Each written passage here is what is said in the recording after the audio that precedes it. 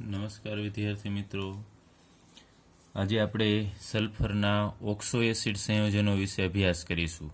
તો સલ્ફર છે એ ઘણા બધા પ્રકારના ઓક્સો એસિડ સંયોજનો બનાવે છે. એમાંના અમુક આપણે અહીં દર્શાવી દીધા છે, જેમ કે H2SO3, H2S2O3, H2S2O4, H2S2O5, H2SXO6 કે જ્યાં SX છે કે જ્યાં એક્સની વેલ્યુ શું હોઈ શકે તો 2 થી 5. એટલે જો અહીંયા 2 મૂકશો તો આપણને H2S2O6 મળશે. પછી અહીંયા 3 મૂકવાના, 4 મૂકવાના, એમ જુદા જુદા તમને અહીંયા ઓક્સો એસિડ મળે.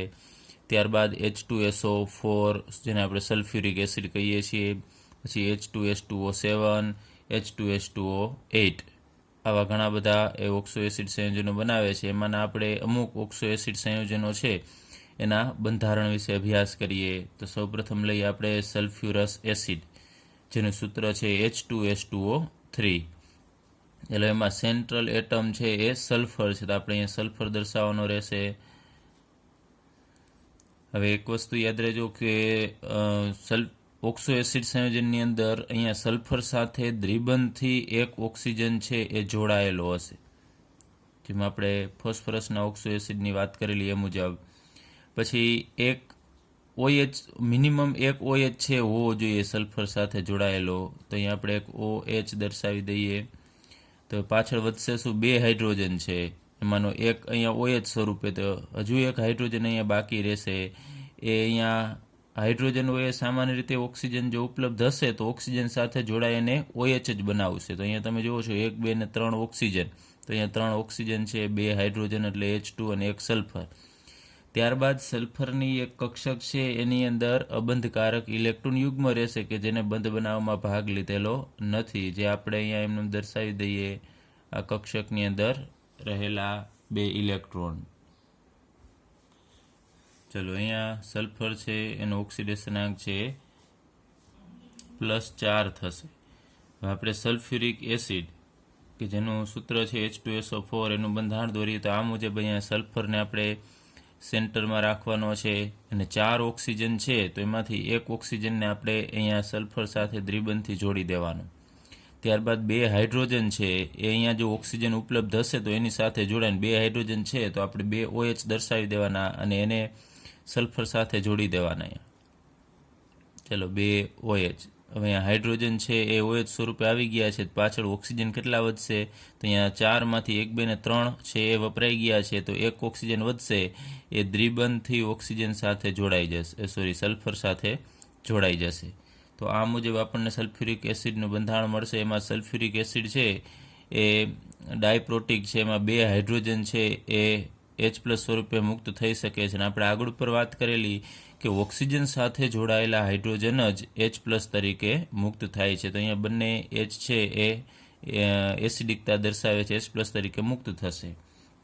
ચાલો, ત્યારબાદ પેરોક્સો ડાયસલ્ફ્યુરિક એસિડ. તો એમાં પેરોક્સો આવે છે એનો મતલબ કે વચ્ચે પેરોક્સાઇડ આવેલા હશે, અને ડાયસલ્ફ્યુરિક એસિડ એટલે H2SO4 છે એ 2 H2SO4 ને આપણે ભેગા કરવાના છે અને વચ્ચે પેરોક્સાઇડ આપણે રચવાનો છે. અહીંયા જે સલ્ફ્યુરિક એસિડ છે એમાં અહીંયા 2 હાઇડ્રોજન છે, પરંતુ આપણે અહીંયા એમને ડાયરેક્ટલી 2 H2SO4 લેવાના નથી, એનું બંધારણ થોડું આના કરતાં ચેન્જ હશે. એમાં આપણે દોરીએ કઈ રીતે દોરવાનું થશે તો H2S2O8 છે એમાં 2 સલ્ફર છે તો આપણે આ રીતે દર્શાવી દઈએ, એક સલ્ફર આ બાજુએ, એક સલ્ફર આ બાજુએ.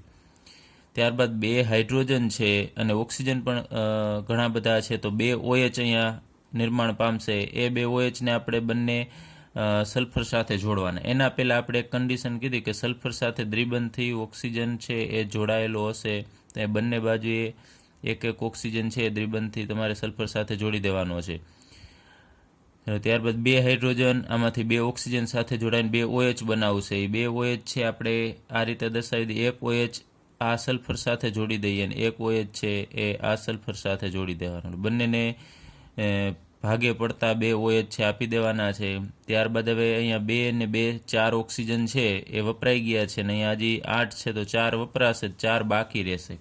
એ 4માંથી એક ઓક્સિજન આ બાજુએ અને એક ઓક્સિજન આપણે આ બાજુએ દર્શાવી દઈએ, અને આ બાજુએ એ ઓક્સિજનને આપણે દ્વિબંધથી દર્શાવવાનો છે અને આ બાજુએ દ્વિબંધથી દર્શાવી દઈએ. તો હજુ 2 ઓક્સિજન છે એ બાકી છે, તો એક આ બાજુએ આપણે આપી દઈએ અને એક સલ્ફરને આ બાજુએ આપી દઈએ.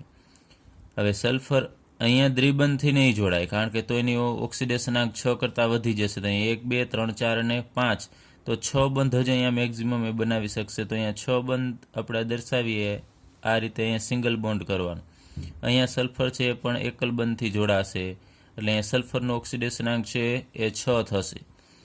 હવે અહીંયા ઓક્સિજન છે એની એક સંયોજકતા ઘટે છે, તો આ બંને ઓક્સિજન એકબીજા સાથે એકલ બંધ વડે જોડાઈ જશે. તો તમે અહીંયા વચ્ચે જુઓ છો કે આ પેરોક્સાઇડ આવે છે, એટલે આને આપણે શું કહીએ છીએ? પેરોક્સો ડાયસલ્ફ્યુરિક એસિડ કહીએ છીએ. ચલો, ત્યારબાદ પાયરોસલ્ફ્યુરિક એસિડ, એનું સૂત્ર છે H2S2O7, એટલે કે અહીંયા 8 ઓક્સિજન હતા આગળ ઉપર અને પાયરોસલ્ફ્યુરિક એસિડમાં 7 જ હશે. તો પાયરોસલ્ફ્યુરિક એસિડને આપણે બીજું નામ ઓલિયમથી પણ એ ઓળખાય છે, એટલે H2S2O7 ને આપણે ઓલિયમ પણ કહેશું. હવે એ સામાન્ય રીતે આપણે દર્શાવવું હોય તો 2 મોલ H2SO4 લેવાના અને એમાંથી પાણી દૂર કરી નાખવાનું, H2O. તો આમાં તમે પાણી દૂર કરો તો પાછળ શું વધશે? 2 દૂને 4 હાઇડ્રોજન હતા, એમાંથી 2 અહીંયા જશે, તો 2 જ વધશે. ત્યારબાદ 2 સલ્ફર એટલે H2, અને ઓક્સિજન 4 દુ 8 હતા, 8માંથી એક અહીંયા પાણીમાં જતો રહેશે, તો 7 વધશે. તો H2S2O7 એને આપણે પાયરોસલ્ફ્યુરિક એસિડ કહેશું. એનું બંધારણ દોરવું એકદમ ઇઝી છે. જો તમને આ બંધારણ આવડતું હોય તો એના ઉપરથી તમે સરળતાથી આ ઓલિયમનું બંધારણ છે લખી શકો છો. અહીં વચ્ચે 2 ઓક્સિજન છે, એની જગ્યાએ અહીંયા વચ્ચે સેન્ટરમાં એક જ ઓક્સિજન છે દર્શાવવાનો થશે. તો અહીંયા આપણે આ રીતે દર્શાવી 2 સલ્ફર છે ને આપણે અલગ અલગ, ત્યારબાદ સલ્ફર સાથે દ્વિબંધથી 2 ઓક્સિજનને આમ જોડી દેવાના છે. ત્યારબાદ ફરીથી અહીંયા 2 હાઇડ્રોજન છે એ આમાંથી 2 ઓક્સિજન સાથે જોડાય અને 2 OH બનાવશે. એક OH આ સલ્ફર સાથે જોડવાનો અને એક OH આ બાજુએ દર્શાવી દેવાનો. હવે ઓક્સિજન કેટલા વધશે? તો અહીં 4 વપરાઈ ગયા છે અને 7 છેલ્લે 3 વધશે. 3 વધશે તો એમાંથી આપણે આ બાજુએ 1 અને આ બાજુએ 1, ચાલો અહીંયા દ્વિબંધથી જોડી દેવાના છે. તો અહીંયા 6 ઓક્સિજન છે એ વપરાઈ ગયા છે, એક જ વધે છે, તો એ બંનેના સેન્ટરમાં મૂકી દેવાનો અને સલ્ફરને આ ઓક્સિજન સાથે સિંગલ બોન્ડથી અને આ બાજુએ પણ સિંગલ બોન્ડથી જોડી દેવાનો. તો આમાં સલ્ફરનો ઓક્સિડેશનાંક અહીંયા તમે જુઓ છો 6 બંધ બનાવે છે. સલ્ફરના બંધ 6 કરતાં વધવા જોઈએ નહીં, એટલું યાદ રાખવાનું. ત્યારબાદ આપણે સલ્ફ્યુરિક એસિડનું ઉત્પાદન છે ટૂંકમાં જોઈ લઈએ કઈ રીતે સલ્ફ્યુરિક એસિડ બનાવવામાં આવે છે. તો મુખ્યત્વે 3 તબક્કામાં સલ્ફ્યુરિક એસિડ બનાવવામાં આવે છે. એમાં પ્રથમ તબક્કો આપણે લઈએ કે સલ્ફર અથવા સલ્ફરના ઓક્સાઇડ હોય, સલ્ફર અથવા સલ્ફરનો સલ્ફર અથવા સલ્ફરની અયસ્ક જે કાચી ધાતુ હશે એને સળગાવવાનું. તો સળગાવશો એટલે શું થશે? આ સલ્ફર અથવા સલ્ફર ધરાવતી અયસ્ક છે એને સળગાવવાની થશે, એટલે ઓક્સિજનની હાજરીમાં એની પ્રક્રિયા થશે અને સલ્ફરમાંથી આપણને સલ્ફર ડાયોક્સાઇડ મળશે, SO2 વાયુ મળશે. હવે આ જે સલ્ફર ડાયોક્સાઇડ મળે છે એને બીજા તબક્કામાં આપણે ફરીથી ઓક્સિજન સાથે પ્રક્રિયા કરાવવાની છે. 2 મોલ અહીંયા લેશું આપણે સલ્ફર ડાયોક્સાઇડ, એની ઓક્સિજન સાથે પ્રક્રિયા યોગ્ય ઉદ્દીપકની હાજરીમાં કરવાની છે. અહીંયા આપણે લઈએ V2O5 વેનેડિયમ પેન્ટોક્સાઇડની હાજરીમાં પ્રક્રિયા કરવાની છે અને તાપમાન દબાણ છે એ બધું યોગ્ય રાખવાનું હોય છે. અહીંયા આપણે લઈએ તો દબાણ 2 બાર દબાણ અને 720 કેલ્વિન તાપમાન છે રાખવું પડશે. ત્યારે અહીંયા સલ્ફર ડાયોક્સાઇડ છે એની અંદર આ ઓક્સિજન એક ઉમેરાઈ જશે, એટલે SO2માંથી SO3 બનશે. તેવા 2 SO2 છે તેમાંથી આપણને 2 મોલ SO3 સલ્ફર ટ્રાયોક્સાઇડ મળશે, એટલે ડાયોક્સાઇડમાંથી ટ્રાયોક્સાઇડ મળે છે. તો આ અગત્યનો તબક્કો છે. આને આપણે સંપર્ક પ્રક્રમ દ્વારા અહીંયા જે ઉત્પાદન આપણે લઈએ છીએ સંપર્ક પ્રક્રમ અથવા સંપર્ક વિધિ દ્વારા આપણે સલ્ફ્યુરિક એસિડનું ઉત્પાદન જોઈએ છીએ. હવે જે અહીંયા સલ્ફર ટ્રાયોક્સાઇડ આપણને મળે છે એને સલ્ફ્યુરિક એસિડની અંદર જ શોષવામાં આવે છે. SO3 plus H2SO4. તો SO3 વાયુ છે એ સલ્ફ્યુરિક એસિડની અંદર શોષાઈ જશે. આ વાયુ છે અને આ લિક્વિડ ફોર્મમાં હશે, તો SO3 વાયુનું આ સલ્ફ્યુરિક એસિડ શોષણ કરશે. તો આ બંનેને આપણે સંયુક્તપણે લખીએ તો 2 હાઇડ્રોજન છે તો અહીંયા H2, ત્યારબાદ અહીંયા સલ્ફર 2 થશે એટલે S2 અને ઓક્સિજન અહીંયા 4 અને 3 અહીંયા એટલે 7, તો H2S2O7 જેને આપણે ઓલિયમ કહીએ છીએ. હમણાં આગળ ઉપર જ આપણે વાત કરેલી H2SO7નું બંધારણ પણ દોરેલું, અને ઓલિયમનું બીજું નામ શું છે તો પાયરોસલ્ફ્યુરિક એસિડ છે. હવે આ ઓલિયમ મળી જશે પછી આપણે જરૂર પડે આની અંદર પાણી નાખી અને સલ્ફ્યુરિક એસિડ મેળવી શકીએ છીએ. જેમ કે H2SO7 છે એની અંદર આપણે H2O ઉમેરીશું તો આના 2 ભાગ કરી નાખવાના છે. આ H2SO7 છે તો અહીંયા આપણે લઈએ આ H2 ટોટલ કેટલા થશે 2 અહીંયા તો આપણે 2 H2 આમ દર્શાવી દઈએ. સલ્ફર 2 છે તો 1 અહીંયા દર્શાવી દઈએ, 1 આ જગ્યાએ. ઓક્સિજન હવે 7 ઓલિયમના અને 1 પાણીનો, ટોટલ 8 ઓક્સિજન છે તો 4 અહીંયા અને 4 અહીંયા. તો આપણને 2 મોલ સલ્ફ્યુરિક એસિડ મળશે. એમાંનું 1 મોલ સલ્ફ્યુરિક એસિડ તો આપણે શરૂઆતમાં જે લીધેલું હતું એના એ પાછું મળશે આપણને. અને SO3 અને આમ ગણીએ તો પાણી H2O અને SO3 બંને જોડાય અને એક H2SO4 છે બનાવે છે. તો આ રીતે સૌપ્રથમ ઓલિયમ બનાવી અને એની અંદર આપણે પાણી એડ કરી અને ફરીથી આપણે સલ્ફ્યુરિક એસિડ બનાવી શકીએ છીએ. અને આ સંપર્ક પ્રક્રમ છે અથવા સંપર્ક પ્રક્રિયા અથવા તો સંપર્ક વિધિ દ્વારા સલ્ફ્યુરિક એસિડની બનાવટ છે. એમાં અહીંયા આપણને જે સલ્ફ્યુરિક એસિડ મળે છે એ 96 થી 98% જેટલો શુદ્ધ હોય છે. આપણે ફરીથી જોઈએ 3 તબક્કામાં ઉત્પાદન. સલ્ફર અથવા સલ્ફરના અયસ્કને આપણે બાળવાનો છે એટલે આપણને SO2 મળશે. SO2ની પ્રક્રિયા ઓક્સિજન સાથે વેનેડિયમ પેન્ટોક્સાઇડ એટલે કે V2O5 ઉદ્દીપકની હાજરીમાં 2 બાર દબાણ અને 720 કેલ્વિન તાપમાને કરવાથી SO3 મળશે. એ SO3નું સલ્ફ્યુરિક એસિડની અંદર અવશોષણ કરવામાં આવશે અને આપણને ઓલિયમ મળશે. પછી ઓલિયમની અંદર પાણી યોગ્ય પ્રમાણમાં એડ કરી અને આપણે H2SO4 છે મેળવી શકીએ છીએ અને એની શુદ્ધતા છે 96 થી 98% જેટલી હશે. ત્યારબાદ આપણે સલ્ફ્યુરિક એસિડના ગુણધર્મો વિશે અભ્યાસ કરીએ. તો સૌપ્રથમ આપણે એના ભૌતિક ગુણધર્મો લઈએ. તો સલ્ફ્યુરિક એસિડ છે રંગવિહીન, ઘટ અને તૈલી પ્રવાહી છે. એટલે કે રંગ હોતો નથી, ઘટ હોય છે. પાણી કરતાં એ વધુ ઘટ હશે અને તૈલી પ્રવાહી છે. તો ઘટ હોય તો એની ઘનતા છે પાણી કરતાં સામાન્ય રીતે વધુ હશે. તો 298 કેલ્વિન તાપમાને સલ્ફ્યુરિક એસિડની વિશિષ્ટ ઘનતા 1.84 ગ્રામ પર સેન્ટીમીટર ક્યુબ અથવા તો ml લખી શકાય. તો પાણીની ઘનતા 1 હોય છે એટલે કે તમે 1 સેન્ટીમીટર ક્યુબની અંદર પાણી 1 ગ્રામ સમાશે, જ્યારે 1 સેન્ટીમીટર ક્યુબ જેટલા કદની અંદર સલ્ફ્યુરિક એસિડ છે એ 1.84 ગ્રામ છે સમાશે. ત્યારબાદ સલ્ફ્યુરિક એસિડ છે એનું ઠાર બિંદુ 283 કેલ્વિન તાપમાન છે એટલે કે 283 કેલ્વિન તાપમાને ઠરે છે અને 611 કેલ્વિન તાપમાને ઉકળે છે એટલે કે એનું ઉત્કલન બિંદુ થશે 611 કેલ્વિન. ત્યારબાદ પાણીની અંદર જ્યારે સલ્ફ્યુરિક એસિડને ઓગાળવામાં આવે છે એ ઓગળશે ત્યારે ઉષ્માનો વધુ જથ્થો ઉત્પન્ન કરે છે. માનો કે આપણે અહીંયા એક કસનળી લઈએ છીએ અથવા કોઈ બીજું પાત્ર લઈ અને આ પાણી છે એની અંદર જ્યારે સલ્ફ્યુરિક એસિડ ઉમેરવામાં આવે છે ત્યારે એમાંથી અંદરથી ઉષ્મા ઉત્પન્ન થશે. તો આ કસનળી આખી ગરમ થઈ જશે અથવા જે પાત્ર હશે ગરમ થાય છે. એનો મતલબ કે ઉષ્મા ક્ષેપક પ્રક્રિયા થશે, વધુ પ્રમાણમાં ઉષ્મા છે મુક્ત કરે છે. અને H2SO4નું જો આપણે દ્રાવણ બનાવવું હોય, સાંદ્ર સલ્ફ્યુરિક એસિડ છે એમાંથી આપણે મંદ સલ્ફ્યુરિક એસિડ બનાવવું હોય એટલે અંદર પાણી ઉમેરવું પડશે. તો એમાં ખૂબ કાળજી રાખવી પડે છે. જો તમે સલ્ફ્યુરિક એસિડ લઈ અને અંદર પાણી ઉમેરશો, માનો કે અહીંયા આપણે સૌ પ્રથમ સલ્ફ્યુરિક એસિડ લઈએ H2SO4 અને પછી જો આપણે ઝડપથી એની અંદર પાણી ઉમેરીએ છીએ તો ઝડપથી એમાંથી ઉષ્મા ઉત્પન્ન થવાના કારણે બમ્પિંગ થશે, સલ્ફ્યુરિક એસિડ છે બહાર નીકળી જશે અને આપણને પણ નુકસાન પહોંચાડી શકે, બહાર ઉડે છે. તો અહીંયા જે આજુબાજુ હોય ને સલ્ફ્યુરિક એસિડ છે સાંદ્ર હોવાથી સ્કિનને પણ નુકસાન કરે છે. તો ખાસ યાદ રાખવાનું કે સલ્ફ્યુરિક એસિડ છે એની અંદર પાણી નાખવાનું નથી, આવી પ્રોસેસ કરવાની નથી. એને મંદ બનાવવા માટે શું કરવાનું, સૌ પ્રથમ પાણી પહેલાં લેવાનું, પાણીની અંદર ધીમે ધીમે તમારે H2SO4 આમ ઓગાળતા હલાવતું જવાનું છે અને ધીમે ધીમે આની અંદર એડ કરવાનું છે.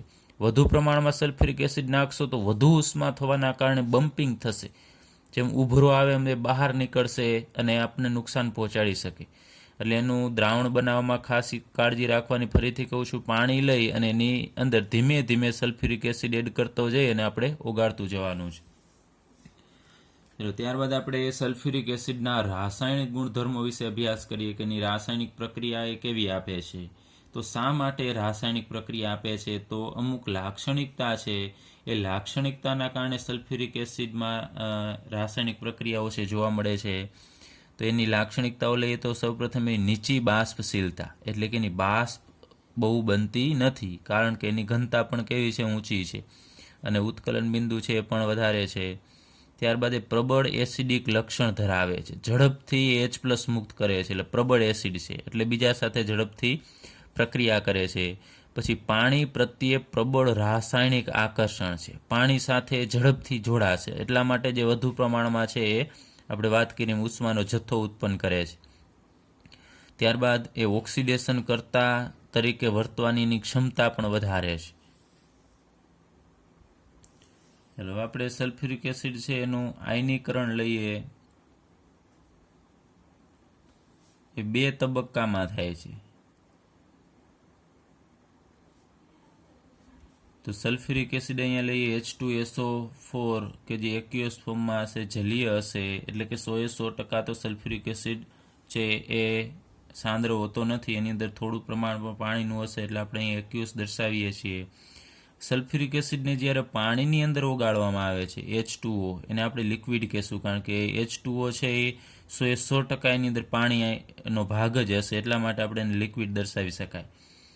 હવે જ્યારે સલ્ફ્યુરિક એસિડને પાણીની અંદર ઓગાળવામાં આવે છે ત્યારે સલ્ફ્યુરિક એસિડ પાસે અહીંયા 2 હાઇડ્રોજન છે, એમાંથી એક હાઇડ્રોજન H+ સ્વરૂપે મુક્ત કરી અને કેને આપશે? H2O ને આપશે. તો H2O માંથી H3O+ બનશે, એટલે કે આ પ્રોટોન મુક્ત કરે છે આ, અને H3O+ એક્યુઅસ ફોર્મમાં હશે, અને પ્લસ અહીંયાથી એક H+ જવાથી પાછળ એક જ H વધશે અને SO4, અને એક H+ મુક્ત થવાથી એના ઉપર ઋણ વીજભાર આવશે, આ એક્યુઅસ ફોર્મમાં હશે. તો એનું આયનીકરણ થાય છે. સલ્ફ્યુરિક એસિડ છે 2 આયનોમાં વિભાજિત થાય છે. તો એ પ્રથમ તબક્કામાં એ H+ મુક્ત કરે છે, એટલે આપણે કહી શકાય એસિડ જ છે, અને એનો આપણે સંતુલન અચળાંક લખીએ કે એ 2 તબક્કામાં થાય છે. પ્રથમ તબક્કાનો જે આયનીકરણ અચળાંક છે ને Ka1 વડે દર્શાવીએ, એની વેલ્યુ ઘણી બધી વધારે છે, >10 છે, 10 કરતાં વધુ એની વેલ્યુ છે. ત્યારબાદ હજુ સલ્ફ્યુરિક એસિડ નો અહીંયા જે એક આયન છે HSO4-, એની પાસે હજુ એક H છે, તો એ બીજા તબક્કાની અંદર આ HSO4- છે એ ફરીથી H+ છે ગુમાવશે અને પાણીને આપી અને H3O+ બનાવશે. તો અહીંયાથી આ H છે એ H+ તરીકે દૂર થશે અને પાણીને આપશે તો પાણીમાંથી H3O+ બનશે. તો અહીંયાથી H+ જશે તો માત્ર SO4 વધશે. હવે એક માઇનસ હતો અને H+ દૂર થવાથી ફરીથી એક અહીંયા ઋણ વીજભાર વધશે, તો SO4 બનાવશે, એટલે કે સલ્ફેટ આયન બનાવશે. એ એક્યુઅસ ફોર્મમાં હશે અને એના આયનીકરણ અચળાંકનું મૂલ્ય છે એને આપણે Ka2 વડે દર્શાવીશું, કારણ કે બીજા તબક્કાનો બીજો પ્રોટોન મુક્ત થાય છે, એના માટેની વેલ્યુ છે તો એ 1.2 × 10⁻²² છે. એટલે આ વધારે વેલ્યુ છે અને આ એના કરતાં ઓછી વેલ્યુ છે. એના ઉપરથી આપણે એમ કહી શકાય કે સલ્ફ્યુરિક એસિડમાંથી જે પહેલાં H+ દૂર થાય છે ખૂબ જ ઝડપથી મુક્ત થાય છે, અને બીજા તબક્કામાં એટલી ઝડપથી મુક્ત થતો નથી, એટલા માટે એની વેલ્યુ ઓછી છે. છતાં પણ બીજા બધા એસિડ કરતાં, જે નિર્બળ એસિડ છે ને એ બધા કરતાં તો એ આ ઘણો બધો પ્રબળ છે. બીજા તબક્કામાં પણ એ બીજા બધાની કમ્પેરમાં ઝડપથી H+ છે મુક્ત કરે છે. તો આપણે કહી શકાય સલ્ફ્યુરિક એસિડ છે એ ડાયપ્રોટિક છે, એ 2 H+ છે એ મુક્ત કરી શકે છે. એટલે સલ્ફ્યુરિક એસિડની બેઝિકતા 2 કહેવાય, કારણ કે 2 H+ મુક્ત કરે છે. તો આપણે આગળ પર પણ વાત કરેલી કે એસિડનો વિયોજન અચળાંક છે અથવા આયનીકરણ અચળાંક છે એ એની પ્રબળતા નક્કી કરે છે. જેમ કે એનું મૂલ્ય વધુ એમ એની એસિડિક પ્રબળતા વધુ. તો એના મૂલ્ય ઉપરથી આપણે કહી શકાય કે આ સલ્ફ્યુરિક એસિડ છે એ ખૂબ પ્રબળ એસિડ છે. સલ્ફ્યુરિક એસિડ છે એ ક્ષારોની 2 શ્રેણી બનાવે છે, એટલે કે 2 પ્રકારના ક્ષાર બનાવે છે, જેમાંનું એક સામાન્ય સલ્ફેટ સંયોજન.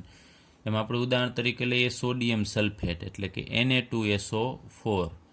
ત્યારબાદ કોપર સલ્ફેટ, એટલે CuSO4, આવા સામાન્ય સલ્ફેટ બનાવશે.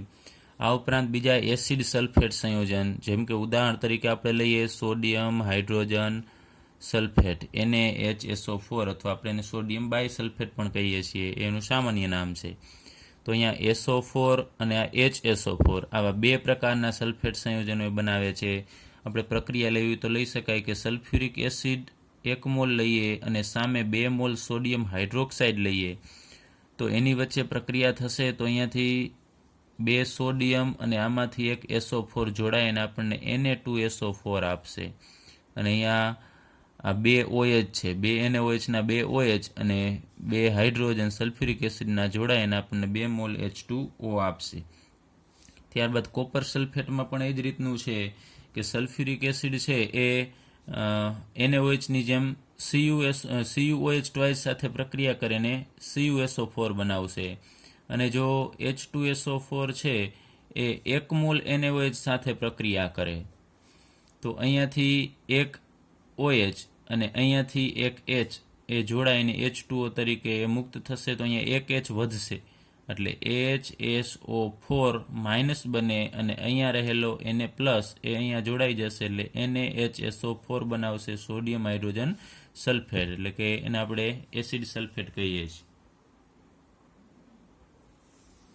ચલો ત્યારબાદ આપણે લઈએ કે સલ્ફ્યુરિક એસિડનો ઉપયોગ છે એ વધુ બાષ્પશીલ જે એસિડ છે એને એના ક્ષારમાંથી મેળવવા માટે થાય છે.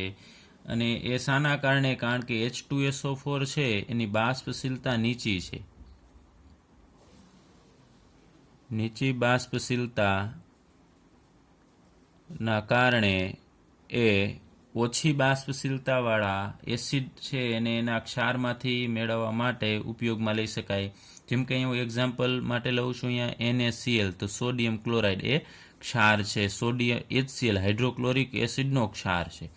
તો NaClની પ્રક્રિયા છે એ આપણે જ્યારે સલ્ફ્યુરિક એસિડ સાથે કરીએ છીએ H2SO4 સાથે, તો અહીંયાથી શું થશે? અહીંયાથી 2 H2SO4માં 2 હાઇડ્રોજન છે, તો અહીંયા એક હાઇડ્રોજન આ NaClના એક ક્લોરીન સાથે જોડાય અને HCl બનાવશે. તો અહીંયા આપણે પ્રક્રિયા બેલેન્સ કરવા માટે અહીંયા 2 મોલ Na લઈએ, તો અહીંયા 2 હાઇડ્રોજન અને અહીંયા ટોટલ 2 ક્લોરીન એ જોડાઈને 2 મોલ HCl આપશે. અને અહીંયા 2 સોડિયમ છે એ અહીંયા SO4 સાથે જોડાય અને Na2SO4 બનાવશે, એટલે કે સોડિયમ સલ્ફેટ બનાવશે, જે આપણે ઉપર કીધું સામાન્ય સલ્ફેટ છે એ બનાવે છે. તો અહીં HCl છે એ જનરલી વાયુ અવસ્થામાં હોય છે, હાઇડ્રોક્લોરિક એસિડ જે ગેસ અવસ્થામાં હશે. તો અહીંયા આ HCl છે એની બાષ્પશીલતા નીચી હોય, H2SO4 કરતાં સલ્ફ્યુરિક એસિડ છે H2SO4 કરતાં HClની બાષ્પશીલતા નીચી હોય છે. તો આ HClને આપણે શામાંથી બનાવેલો છે? આ HClનો ક્ષાર ગણાયા NaCl, એમાંથી આપણે HCl બનાવવા માટે સલ્ફ્યુરિક એસિડનો ઉપયોગ કરેલો છે. તો આપણે જનરલ પ્રક્રિયા લખવી તો લખી શકાય કે અહીંયા N એ ધાતુ છે, તો ધાતુને આપણે મેટલ કહીએ છીએ, તો એને સામાન્ય રીતે આપણે M વડે દર્શાવીએ કે અહીંયા કોઈ પણ ધાતુ બીજી હોઈ શકે. અને અહીંયા Cl છે તો એ હેલોજન છે, તો હેલોજનને આપણે X વડે દર્શાવીએ, તો 2 મોલ આપણે MX લેવાનો છે, એટલે કે આ ક્ષાર છે એની પ્રક્રિયા આપણે H2SO4 સાથે કરીએ છીએ ત્યારે બને છે શું? H અને Cl, એટલે કે અહીંયાથી H અને અહીંયાથી X એમ HX બનશે, 2 મોલ HX અને પ્લસ બીજું શું મળે છે? તો અહીંયા 2 M એ અહીંયાના SO4 સાથે જોડાય અને M2SO4 બનાવશે. એટલે કે ઉપરની પ્રક્રિયામાં આપણે Na લીધેલું છે, ત્યાં અહીંયા આપણે જનરલ પ્રક્રિયા લખવા માટે M લઈએ છીએ. કોઈ પણ ધાતુ અહીંયા હોઈ શકે ને અહીંયા એને અનુરૂપ હેલોજન હશે, તો આપણને 2 મોલ HX અને M2SO4 આપશે, કે જ્યાં લખી નાખી M શું છે? ધાતુ તત્વ હશે. અને બીજું X તરીકે શું હશે? તો X તરીકે અહીંયા આપણે કીધું એમ ક્લોરીન તો છે જ, અને બીજા હેલોજન ક્યાં હોઈ શકે? તો ફ્લોરિન હોઈ શકે, ક્લોરીન હોઈ શકે, અને બીજું હેલોજન સિવાય NO3 પણ હોઈ શકે. તો અહીંયા F આપણે મૂકીએ તો હાઇડ્રોફ્લોરિક એસિડ પણ અહીંયા આપણને મળે, ક્લોરીન હોય તો ઉપર મુજબ HCl હાઇડ્રોક્લોરિક એસિડ મળશે, અને NO3 અહીંયા મૂકીએ તો HNO3 એટલે કે નાઇટ્રિક એસિડ પણ મળે. ચલો ત્યારબાદ સલ્ફ્યુરિક એસિડ છે એ પ્રબળ નિર્જળીકરણ કરતા છે, એટલે કે બીજામાંથી પાણી ખેંચવાનો સલ્ફ્યુરિક એસિડનો ગુણધર્મ છે. પ્રબળ છે એટલે કે ખૂબ ઝડપથી એ પાણી છે એ ખેંચી શકે છે. તો જે વાયુઓ એસિડ સાથે પ્રક્રિયા ન કરતા હોય તેવા અનેક ભીના વાયુઓ કે જેની ભીના વાયુઓ એટલે કે જેની અંદર પાણીનું પ્રમાણ હોય, ભેજનું પ્રમાણ હોય, એવા વાયુઓ છે એને H2SO4 માંથી આપણે પસાર કરી અને શુષ્ક બનાવી શકાય છે. જેમ કે આપણે ઉદાહરણ લઈએ HCl, હાઇડ્રોક્લોરિક એસિડ, જે ગેસ અવસ્થામાં હોય HCl અને એ ભીનો હોય એટલે કે એની અંદર પાણીનું પણ પ્રમાણ હોય સાથે, તો એ HCl ગેસને આપણે જ્યારે સલ્ફ્યુરિક એસિડમાંથી પસાર કરીએ છીએ ત્યારે આ H2SO4 HCl સાથે તો પ્રક્રિયા કરતો નથી. એટલે આપણે કીધું છે વાયુ HCl સાથે પ્રક્રિયા ન કરતો હોવો જોઈએ. તો એ H2O છે એ આ H2SO4 ની અંદર જ અહીંયા શોષાઈ જશે. અહીંયા ને અહીંયા H2O રહી જશે, કેમ કે H2Oનું એ શોષણ કરી લેશે અને માત્ર આમાંથી બહાર શું નીકળશે? HCl gas. તો એ શુષ્ક અવસ્થામાં હશે, કારણ કે પાણીનું બધું પ્રમાણ છે સલ્ફ્યુરિક એસિડે શોષણ કરી લીધું છે અને વધારાનો જે ગેસ નીકળશે એ શુષ્ક અવસ્થામાં હશે. તો આ જ રીતે ઘણા બધા વાયુઓ કે જે ભીના છે એને શુષ્ક બનાવવા માટે સલ્ફ્યુરિક એસિડમાંથી પસાર કરવો પડે, અને એક કન્ડિશન છે કે જે તે વાયુને પસાર કરવો છે એ એસિડ સાથે, સલ્ફ્યુરિક એસિડ સાથે પ્રક્રિયા ન કરતા હોવા જોઈએ, કારણ કે નહીંતર તો એ સંયોજન બનાવી નાખશે. તો આપણે જે વાયુ ભીનો હતો એને શુષ્ક બનાવવાનો કોઈ અર્થ રહેતો નથી. ચલો, ત્યારબાદ સલ્ફ્યુરિક એસિડ છે એ કાર્બનિક સંયોજન છે એમાંથી પણ પાણીને દૂર કરે છે.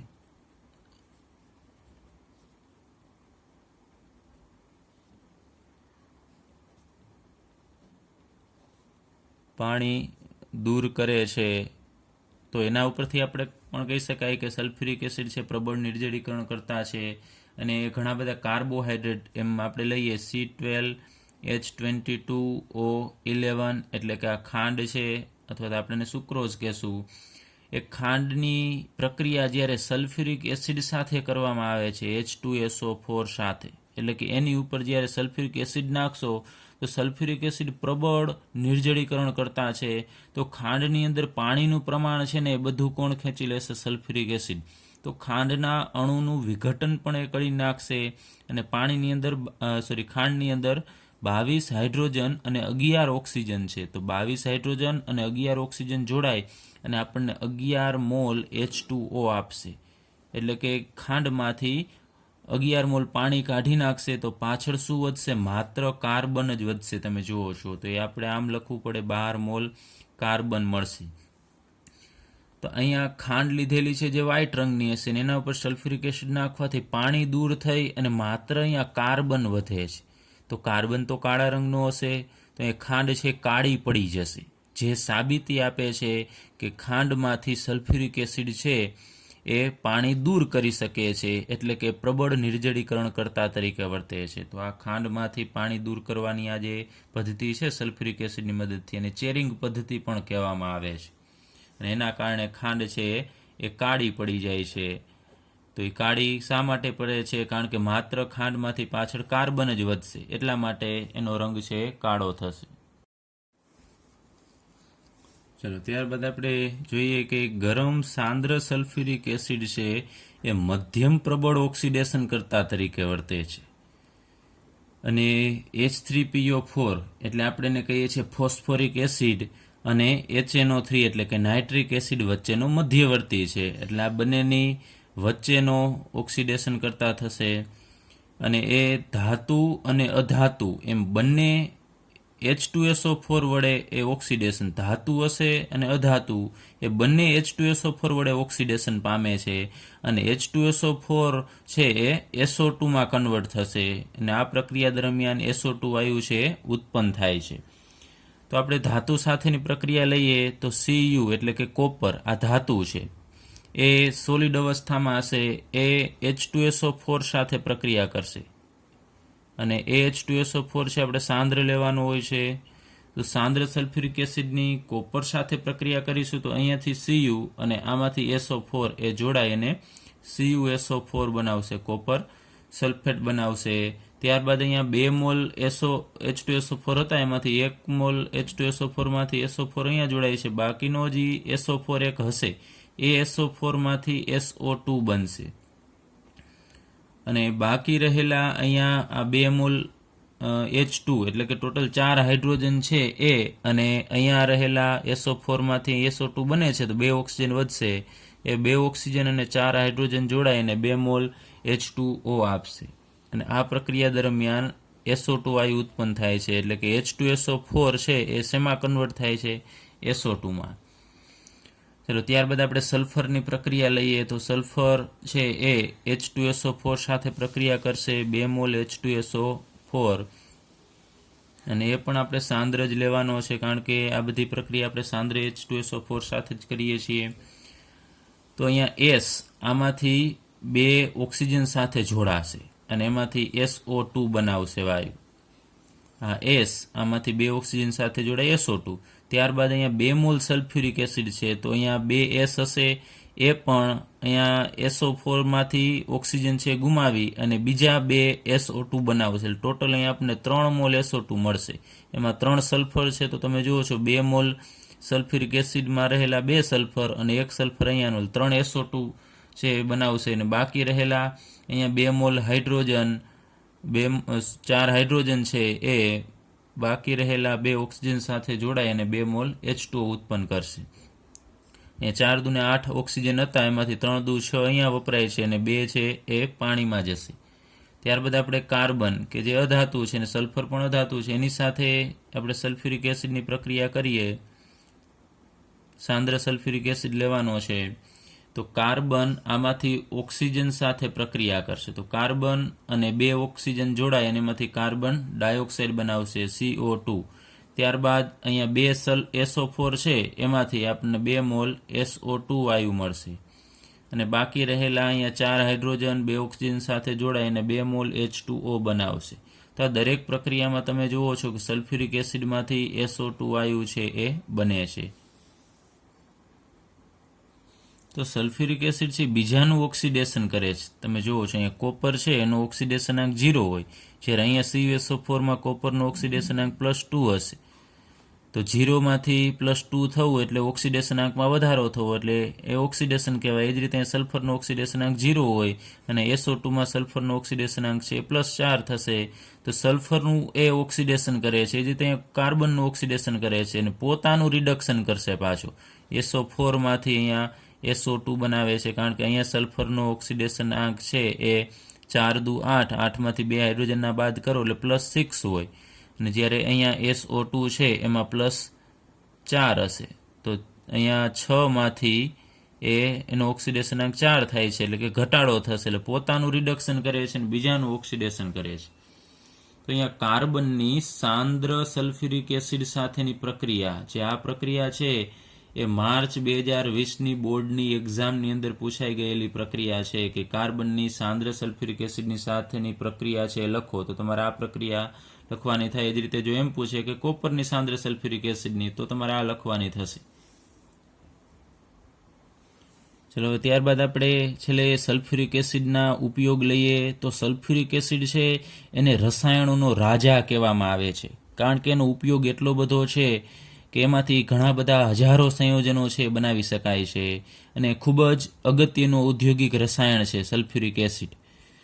તો ગમે તે રાષ્ટ્ર છે, કોઈ પણ દેશ છે, એ કેટલો ઔદ્યોગિક રીતે આમ પ્રબળ છે, સામર્થ્ય કેટલું દર્શાવે છે એ એના સલ્ફ્યુરિક એસિડના ઉત્પાદન ઉપર આધાર રાખે છે અને કેટલો વપરાશ કરે છે એના ઉપરથી એની ઔદ્યોગિક ક્ષમતા છે નક્કી થાય છે.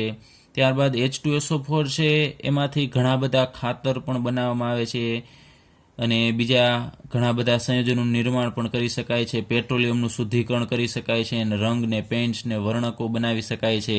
ડિટર્જન્ટ એટલે કે પ્રક્ષાલકો પણ બનાવી શકાય છે. ધાતુ કર્મ વિધિમાં પણ એનો ઉપયોગ થાય છે. ત્યારબાદ સંગ્રાહક કોષમાં બેટરી છે, આપણે આગળ ઉપર ભણી ગયા છે કે લેડ સંગ્રાહક કોષ છે એની અંદર પણ સલ્ફ્યુરિક એસિડનો ઉપયોગ થશે અને નાઇટ્રોસેલ્યુલોઝ સંયોજનોના ઉત્પાદનમાં અને છેવટે પ્રયોગશાળામાં પ્રક્રિયક તરીકે સલ્ફ્યુરિક એસિડનો પણ ઉપયોગ થાય છે.